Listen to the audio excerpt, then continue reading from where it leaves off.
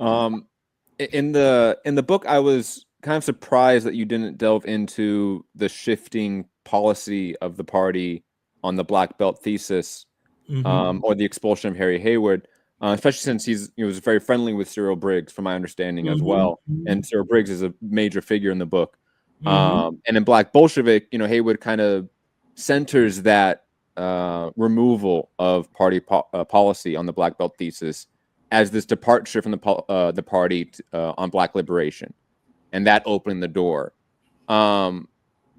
What are your thoughts on the party's shifting policy on the black belt thesis? And do you think that the black belt thesis has relevance today in terms of analysis or for organizers? Well, with regard to the former, as evidenced by citations, this book is akin to Russian nesting dolls. That is to say, it's based upon previous books. In my book on Ben Davis, Black Liberation, Red Scare, Ben Davis and the Communist Party, I dealt with the changes in the thesis, the black belt thesis, Harry Haywood, etc. And so I didn't feel the need to repeat what I'd said in that book. I just cited that book, and folks who are interested can turn to that book and see what I have to say. For example, with regard to its possible relevance today,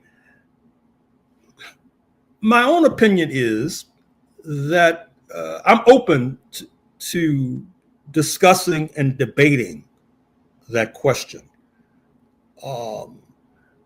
I told a group of younger activists some months ago that at a certain point in this century, I think that there'll be the equivalent of Lancaster House talks in London. Recall that in the late 1970s, the settlers in what is now Zimbabwe and the African resistance movements, they met in London, London being the original colonizing power, to debate what the settlement would be with regard to what eventuated as Zimbabwe. I envision a process whereby the U.S. administration, whatever it may be, along with independent Native American nations, because footnote, I think Harry Haywood and a number of the other comrades could have done a better job in teasing out the Native American question and their pre-existing claims to this territory, but that's another question for another day. But I envision all of these forces meeting in London, working out a new settlement for what is now called the United States of America. And of course, if they had not succeeded already, I expect the representatives from Hawaii to be at the table as well, because of course there is a credible movement in the archipelago that sees Hawaii as an occupied nation, for example. Footnote, you may want to ask why Harry Haywood and some of the comrades were not necessarily seeing Hawaii as an occupied nation. I mean, they come to statehood in 1959. A lot of these folks were still alive. In fact, I deal with that in my book, Fighting in Paradise, which deals with Hawaiian communists in the archipelago.